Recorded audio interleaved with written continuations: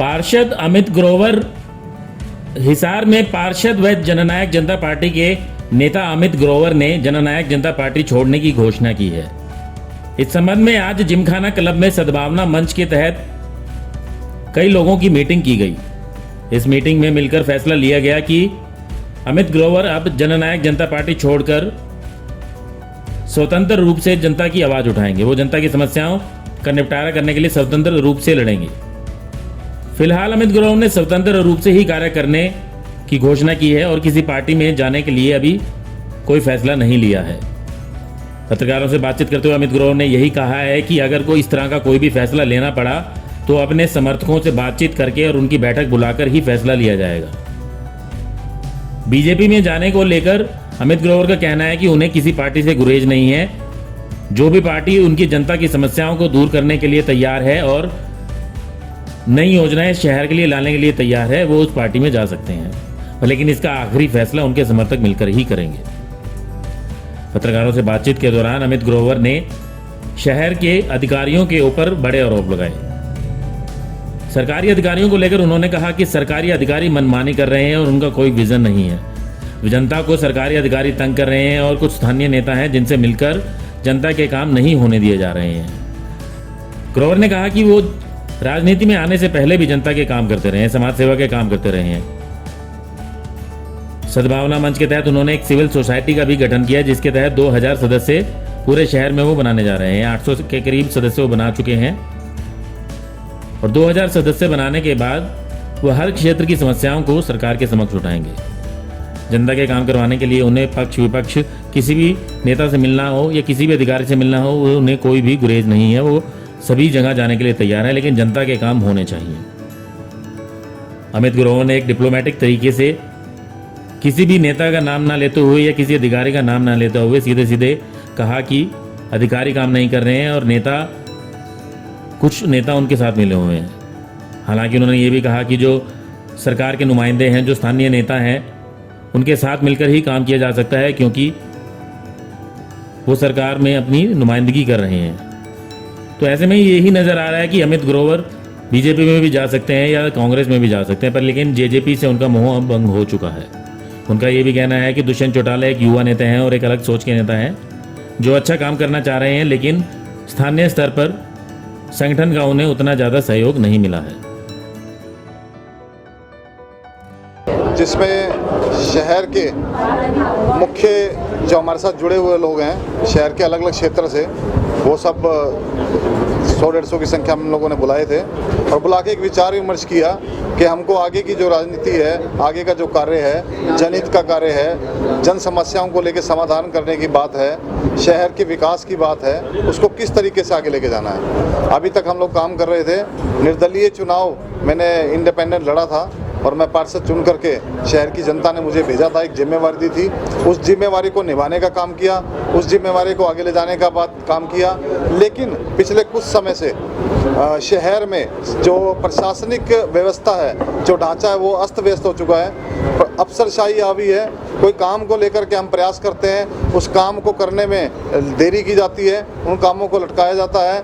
यहाँ तक कि जिस जगह पर बैठ कर के हम काम करते हैं, एक नुमाइंदा होने के नाते, जनता के चुने हुए प्रतिनिधि होने के नाते, शहर की सरकारी संस्थान कम्युनिटी सेंटर जैसी जो लोगों के लिए बना हुआ है, वहाँ बैठ कर के हम लोग काम करते थे। लोग हमसे आकर के मिलते थे, उनकी समस्याओं को दूर करने का काम करते थे। राजनीति के कारण, अफसरशाही के कारण उस स्थान पर लोग लगा दिए गए, ताले लगा दिए गए। आज भी वो 3 महीने से बंद है। हम लोगों ने फिर भी पीछे नहीं हटे। हम लोग बाहर बैठ करके उसके आंगन में हम लोग अभी भी काम करते हैं। शहर के अन्य जगह पर बैठ करके काम करते हैं, लोगों के बीच में जाकर के काम करते हैं। इन व्यवस्था को सुधारने के लिए, अफसरों को काम करने के लिए बाध्य करने के लिए हम लोगों ने लड़ाई लड़ने का काम किया। जब उनके खिलाफ आवाज़ उठाई कि शहर में काम नहीं हो रहे, लटकाया जा रहा है, सफाई के टेंडर 4-4 महीने नहीं हो रहे, जब इनकी आवाज़ उठाने का काम किया तो उन अफसरों को दिक्कत हुई। तो इस तरह के जो प्रोपगंडा है, पीछे खींचने का जो काम है, जिनमें राजनीतिक संरक्षण भी प्राप्त था उन अधिकारियों को, उन्होंने पीछे खींचने का काम किया। इस बात के लिए हमने हमारे नेता दुष्यंत चौटाला जी को, जननायक जनता पार्टी के स्थानीय नेताओं को, हमारे प्रदेश स्तर के नेताओं को अवगत भी कराया कि इस तरह का भेदभाव किया जा रहा है अधिकारियों के द्वारा, कुछ नेताओं के माध्यम से ऐसा करवाया जा रहा है। लेकिन वहाँ से जो प्रशासनिक सपोर्ट हमें मिलनी चाहिए, जो एक सपोर्ट मिलनी चाहिए, वो नहीं मिल पा रही थी।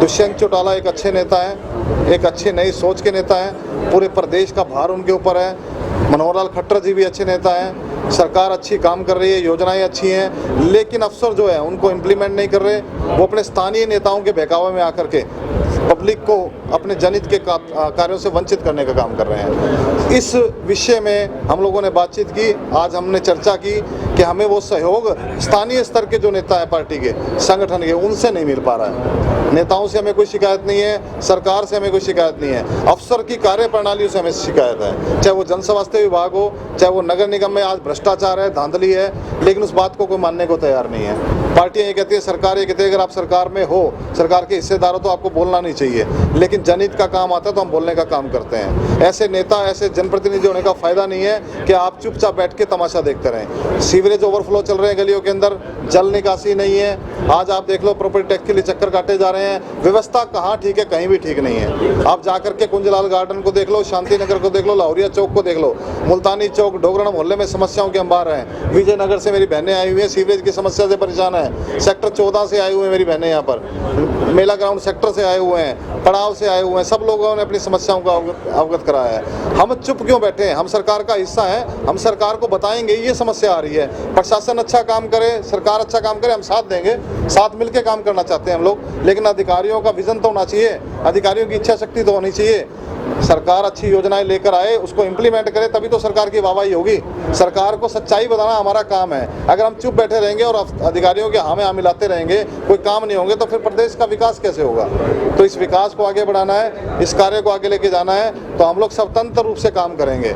सद्भावना वेलफेयर सोसाइटी, सद्भावना मंच 2008 से हमने बनाया हुआ है। हम लोग सोशल वर्क करते हुए आ रहे थे 2014 तक। उसके बाद हम लोगों ने राजनीतिक में कदम रखा कि हम लोग शहर की जन समस्याओं को हटाने का काम करेंगे, उनका समाधान करवाने का काम करेंगे। अब हमने पिछले 3 महीने पहले सद्भावना मंच के अंडर में सिविल सोसाइटी का गठन किया है, जिसके अंदर शहर के 2000 सक्रिय मेंबर्स हम बनाने जा रहे हैं। हम लोगों ने 700 से 800 मेंबर बना चुके हैं। हम 13 वार्ड के अंदर अपनी 31 मेंबर की कमेटियां गठित कर चुके हैं। पूरे 20 वार्ड के अंदर हम 2000 सक्रिय सदस्य जोड़ने जा रहे हैं। उसके बाद अन्य बूथ स्तर पर जाकर के हम काम करने वाले हैं। खाली ये नहीं कि चुनावी तैयारी कर रहे हैं हम लोग, चुनावी तैयारी तो अपने आप हो जाएगी जब हम लोगों को गली गली तक पहुंचेंगे, वहाँ की समस्याओं को उठाने का काम करेंगे। बूथ स्तर की समस्याएं उठाएंगे हम लोग, उनका समाधान कराने का प्रयास करेंगे। स्वतंत्र रूप से किसी पार्टी के साथ नहीं करेंगे। जो पार्टी अच्छा काम करेगी, जो अच्छा करने का वादा करेगी और पब्लिक जिनको कहेगी, शहर का एक बड़ा सम्मेलन हम लोग, मेरे जो करीबी लोग हैं 2 से 2,500 लोग जो हैं, उनका एक बड़ा सम्मेलन हम लोग करेंगे। और सम्मेलन करके उनकी मार्गदर्शन में जो वो कहेंगे कि हमें क्या करना चाहिए, हम किस तरीके से आगे बढ़ेंगे, तो हम इस तरीके को लेकर के चल रहे हैं। और सिविल सोसाइटी के बैनर के तले हम लोग काम करने वाले हैं। आज के मार्गदर्शक बैठक जो है, आने वाले 2024 के इलेक्शन में किस तरीके की भूमिका निभाने वाले हैं? देखिए, हम शहर का विकास चाहते हैं। हम हिसार विधानसभा, हिसार शहर, हिसार का जो क्षेत्र है नगर निगम के अंडर जहाँ तक आता है हमारा पूरा क्षेत्र, उसको लेकर के चल रहे हैं। हम लोग चुनावों की तैयारी भी कर रहे हैं, लेकिन उससे पहले शहर का विकास साथ में चाहते हैं, शहर की आवाज़ उठाना चाहते हैं। हम वादे, खोखले वादे नहीं करना चाहते कि हम बनने के बाद ये करेंगे। हम आज भी आवाज़ उठाएंगे, उन आवाज़ को पब्लिक तक पहुँचाने का काम करेंगे, प्रशासनिक अधिकारी तक पहुँचाने का काम करेंगे, सरकार तक पहुँचाने का काम करेंगे। और जो अधिकारी काम नहीं करेगा उसके खिलाफ, चाहे हमें NGT में जाना पड़े, सरकार के बाद मुख्यमंत्री साहब से मिलना पड़े, उनकी सच्चाई अवगत करवानी है कि सरकार अच्छा काम करना चाह रही है, लेकिन अधिकारीगण अच्छा काम नहीं कर रहे, उन पर कार्रवाई हो। जो अधिकारी 5-5 साल से यहाँ बैठे हैं, जिनको आज तक ये समझ नहीं आया कि शहर के पानी की निकासी होगी कैसे, तो उन अधिकारियों को काम क्या है यहाँ पर? अधिकारियों को बदलो, नए अधिकारी लेके आओ, नए युवा अधिकारी, नई सोच के अधिकारी लाओ। किस तरीके से शहर का विकास होगा, एक नया प्रारूप बनाने का काम करो। तो इच्छा शक्ति वाले बढ़िया अधिकारी यहाँ पर होने चाहिए और शहर का काम करें। चुनावों को लेकर भी हमारी तैयारी लगातार जारी है। हम पूरे वार्डों के अंदर कमेटियां बना रहे हैं, हम लोग शहर के अंदर जा रहे हैं। 2 से 2,500 कार्यकर्ता, सक्रिय कार्यकर्ता हम लोग सिविल संगठन के बनाने वाले हैं। सर, सरकार की तरफदारी करते हुए अधिकारियों पर ठीकरा फोड़ रहे हैं, तो क्या JGP छोड़कर BJP में शामिल होने की तैयारी है क्या? देखिए, किसी की कोई तैयारी नहीं है। मंत्री जी से हम मिलते हैं, जो हमारे जनप्रतिनिधि हैं उनसे हम मिलने का काम करेंगे। हमारे मुख्य नेता जिनके ऊपर जिम्मेवारी सरकार ने दी है, जनता ने दी है, उनसे मिलकर के काम कराने का प्रयास करेंगे। अधिकारियों से भी मिलेंगे, डिप्टी CM साहब, मुख्यमंत्री से भी मिलेंगे। किसी के अंदर पार्टी में जाने की कोई तैयारी नहीं है। अगर ऐसा मौका लगा, ऐसी कोई बात हुई कि उन्होंने कहा कि हम आपको आगे लेकर के जा रहे हैं, शहर की समस्या का समाधान करने वाले हैं, शहर की जनता को सुनेंगे, तो हम हमारे जो 2-2,500 हमारे जो करीबी लोग हैं मेरे, उनका एक सम्मेलन करेंगे, उनमें हम फैसला करेंगे हमें आगे क्या करना है। पिछले दिनों अलग हुई तो काफ़ी जो लोग हैं जेजेपी के साथ युवा जुड़े और धीरे धीरे उनका जोश पार्टी को लेकर खत्म होता गया। जो है चौरान उससे पहले बेनेवल लगातार जो है कई कार्यकर्ता जो है जेजेपी को छोड़ते हुए नजर आए। आपके जो आज जो गोल है या इस तरीके के जो काम है, लग रहा है कि आपका भी जो है जेजेपी के साथ कोई तालमेल अच्छा नहीं चल रहा है, इसके बारे में क्या? देखिए, तालमेल की बात नहीं है। हमारे दुष्यंत चौटाला जी बहुत अच्छे नेता है, बहुत नई सोच के नेता है, प्रदेश का भार उनके ऊपर है, लेकिन स्थानीय स्तर पर मुझे सपोर्ट मिलना चाहिए था संगठन का, वो नहीं मिल पाया। जो प्रशासनिक सपोर्ट मिलना चाहिए था, मेरे साथ जो भेदभाव की नीति की जा रही थी, मेरे कामों को रोका जा रहा था राजनीति के चलते, स्थानीय नेताओं के कहने पर, तो वो जो सपोर्ट है वो मिलना चाहिए था, वो मुझे नहीं मिला। जैसे ग्राउंड लेवल पे उतरने की आप सपने ले रहे हैं, और अभी बात करें तो सत्ता दोनों जेजेपी और बीजेपी की अलायंस की सरकार थे, आप भी समर्थित थे, उसके बावजूद काम कराने में आप असफल रहे। आप मानते हैं कि काम नहीं हो रहे, तो आपको लगता है कि अगर न्यूट्रल होकर बैठेंगे, 1 साल का समय पड़ा है, तो काम होंगे और जनता जिस उम्मीद के साथ आपके ऊपर मतलब हाथ रख रही है, काम कैसे कराएंगे? देखिए, काम करने में असफल नहीं रहा मैं। आप मेरा वार्ड जाकर के देखेंगे, सबसे ग्रीन वार्ड मेरा वार्ड है। सड़कों का टेंडर अभी 7 करोड़ का हुआ है, 2 महीने बाद सड़कें बनने वाली है। एक पार्क के अंदर मैंने मशीनें लगवाई हैं, एक कम्युनिटी सेंटर को मैंने चमकाया है। सड़कें जो शहर की सड़कें हरी भरी होनी चाहिए वो करने का मैंने काम किया है, शहर के लोगों का काम किया है। असफल हम नहीं हुए, लेकिन जब राजनीति होती है, जिस ऑफिस के अंदर बैठ के हम काम करते थे उसको ताला लगाने का काम किया जाता है, हमको पीछे खींचने का काम किया जाता है। कुछ अफसर मिल करके शहर के विकास कार्य को नहीं करते हैं, उस कारण से हम लोग इस फैसले पर पहुंचे हैं। हाउस टैक्स को लेके आपने आवाज बुलंद किया, कई लोगों के अभी भी बहुत सारे लोग परेशान है, बुजुर्ग लोग 10-10, 15-15 चक्कर काट रहे हैं। एक नाम के करेक्शन के लिए सर्वे गलत हुआ, उसके बावजूद भी वो ठीक नहीं हो रहा, और कहने में ये आ रहा है कि अमित ग्रोवर जी ने सेटिंग कर ली, अमित ग्रोवर चुप होंगे, बोलेंगे नहीं। देखिए, सबसे पहले आवाज़ उठाने का काम मैंने किया। हमारी जो हाउस की मीटिंग हुई थी, हज़ारों की संख्या में बिल लेकर के गया, लोगों के सामने रखा। जो आंकड़े, जो एग्रीमेंट था, वो मैं चंडीगढ़ से ला करके जनता की आंख खोलने का काम किया, अधिकारियों के सामने रखने का काम किया, और जब वो प्रस्ताव पास करवाने का काम मैंने किया, मीडिया पूरी मौजूद थी, हाथ खड़े करके प्रस्ताव पास कराने का काम किया। उसके बाद 2 महीने तक प्रस्ताव नहीं भेजा गया सरकार के पास, उसको रोकने का काम किया इन्होंने। वो आवाज़ मैंने ही उठाई थी, आज तक उठ रही है वो लोग। विधानसभा के अंदर आवाज़ उठी जब हमने इस मुहिम को चलाने का काम किया। विधानसभा की कार्रवाई के लिए हमने अप्लाई किया हुआ है कि वो कार्रवाई हमें मिले, जिसके अंदर विधायकों ने ये कहा है कि ये जो याशी कंपनी है इसने घपला किया है, सर्वे गलत किया है। उसके बाद वो कॉपी आने के बाद हमने कोर्ट में दाखिल करनी है ताकि उस कंपनी को जुर्माना लगाया जा सके। ब्यूरो रिपोर्ट, नई ताज़ा न्यूज़, हिसार। लेटेस्ट वीडियोस के लिए सब्सक्राइब करें हमारा चैनल नई ताज़ा न्यूज़ और दबाएं बेल आइकॉन ताकि आप मिस ना करें कोई भी अपडेट।